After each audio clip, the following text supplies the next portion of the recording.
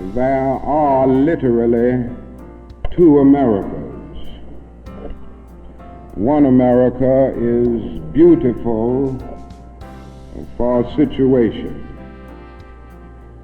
And in a sense, this America is overflowing with the milk of prosperity and the honey of opportunity. In this America, millions of people experience every day the opportunity of having life, liberty, and the pursuit of happiness in all of their dimensions. And in this America, millions of young people grow up in the sunlight of opportunity. But tragically and unfortunately, there is another America. And this other America has a daily ugliness about it. In this America, millions of work-starved men walk the streets daily in search for jobs that do not exist. In this America, people are poor by the millions, and they find themselves perishing on a lonely island of poverty. In a sense, the greatest tragedy of this other America is what it does to little children. Little children in this other America are forced to grow up with clouds of inferiority forming every day in their little mental skies. We all feel the same. We feel angry, disappointed in it, because America is supposed to be a land of freedom. I feel like I shouldn't be happy living here at all while my parents are living in fear. I wish, I could feel a little more secure so I can take on more responsibilities for my parents.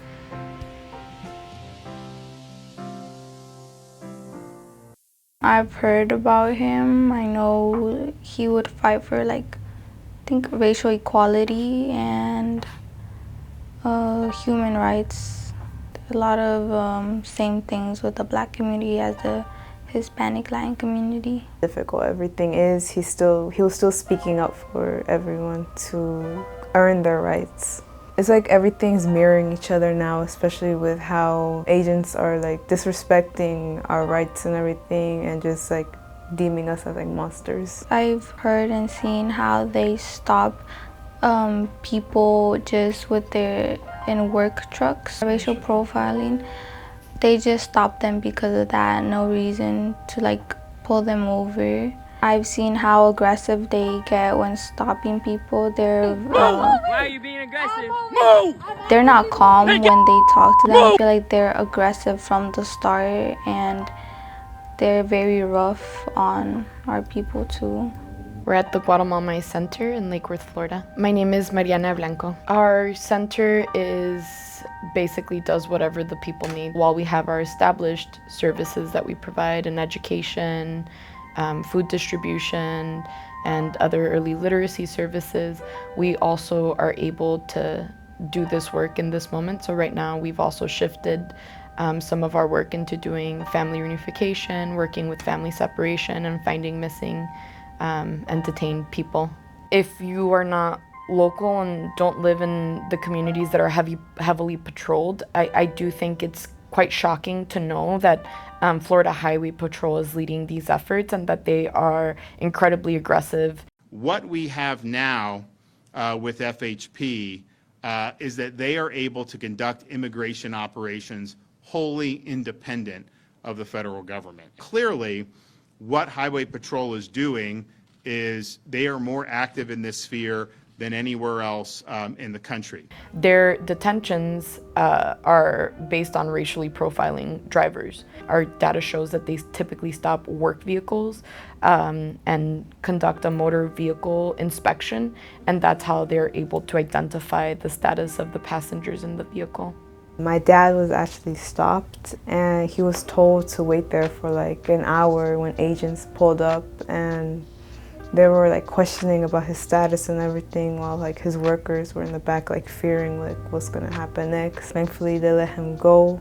It was like hard hearing that, because throughout that day I was like living like my life. I was like enjoying everything that was going on, but like when I got home I heard that like the possibility of my dad that was going to be taken away, like it broke me, because like it's like I can't really be enjoying my life anymore. My mom always like goes to work that night, and she's almost had encounters with immigration, and the fact is that unlike my dad, she won't get as lucky. There are those moments when I feel a sense of inadequacy as a symbol, whether I'm able to face all of the challenges and even the responsibilities. I don't think anyone in a situation like this can go through it without confronting moments of real fear.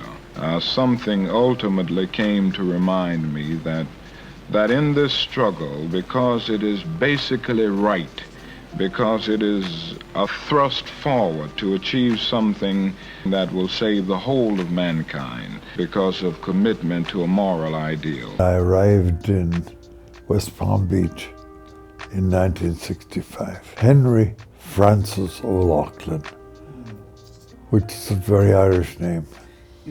When I was a brand new priest, and half a dozen men came knocking on the door, and they had the body of a baby in their arms, a migrant baby who had been poisoned in the warehouses where the industrial chemicals, and so the people lived in the same space where the chemicals were.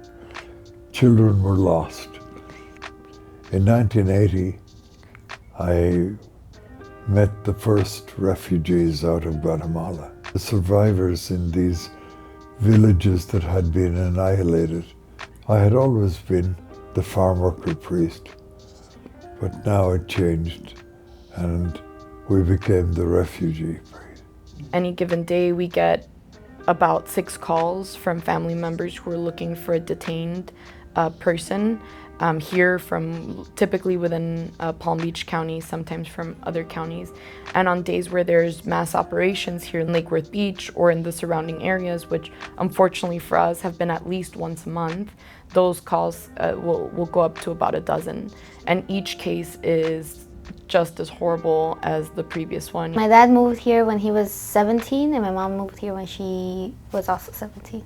I wasn't born in the hospital called Bethesda in Boynton Beach. My dad was just working. He owned a landscaping company, and that was our main income. And when he was putting his tools away, they took him.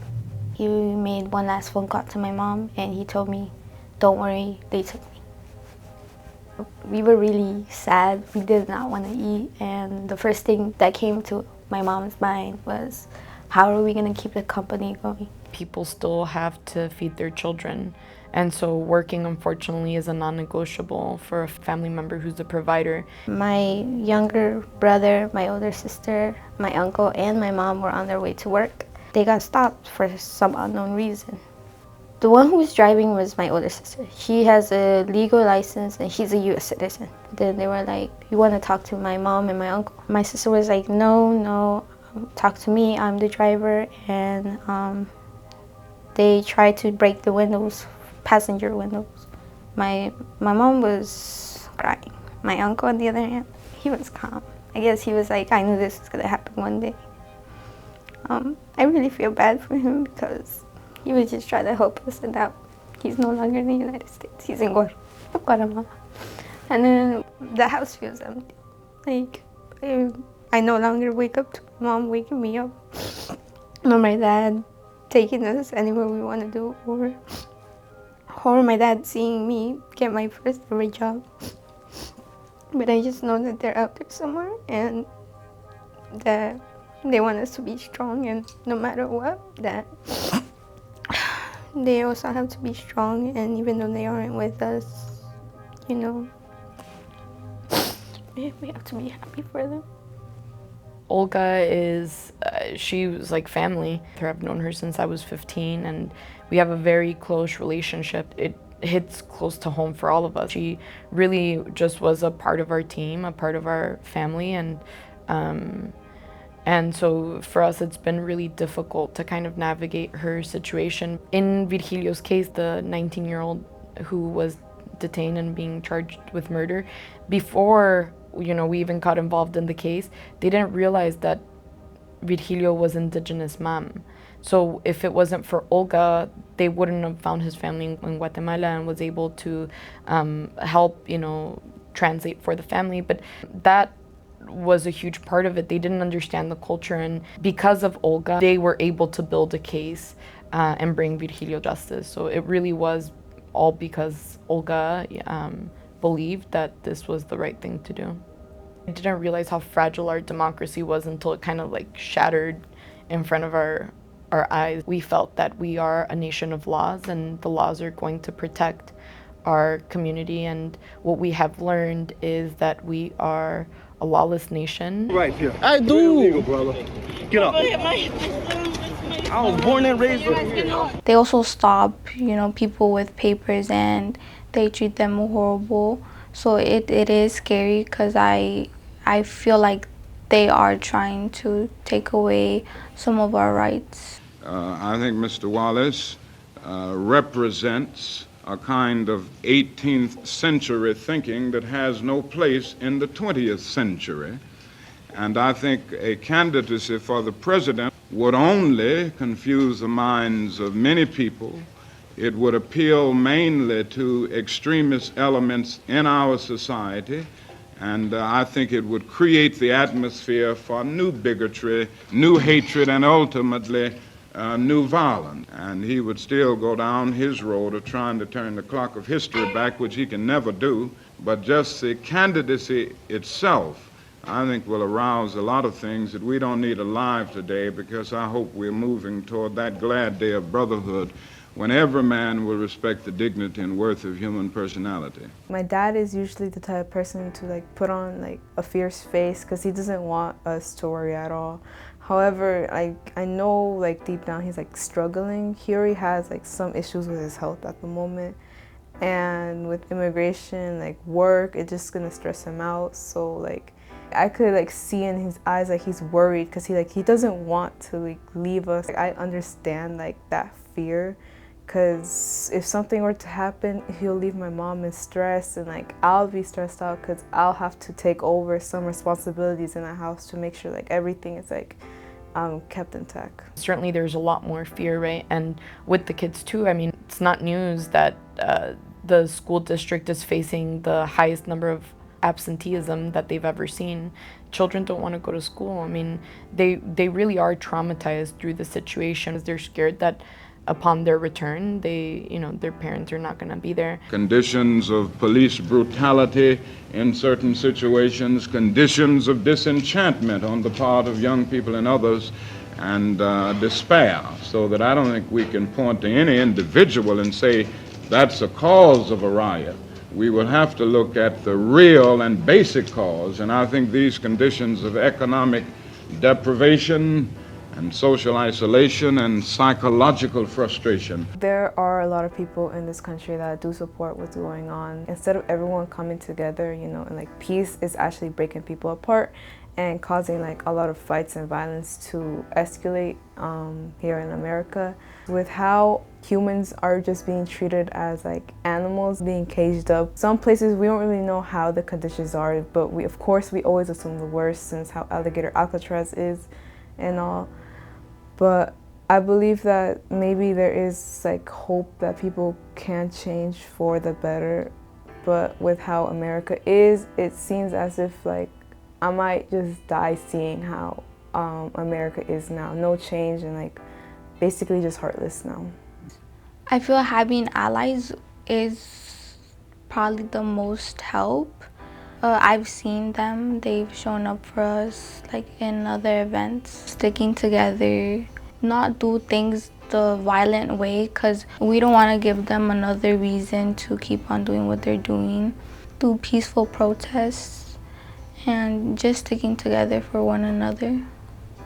I feel everyone should come together basically, and being a voice for those who don't have the chance to like speak out about their experience because they're too afraid that they'll be judged or tracked down and possibly like, who knows, like be beaten because of their opinions or actions. We've done peaceful protests before, and of course, like, I'm grateful that everyone does come together and just have like a moment to like really connect with each other and truly speak out about what they think about how the community is being treated. Meeting these people here has been the great gift to me. And as we look at this other America, we see it as an arena of blasted hopes and shattered dreams. To deal with this problem of the two Americas, we are seeking to make America one nation, indivisible, with liberty and justice for all.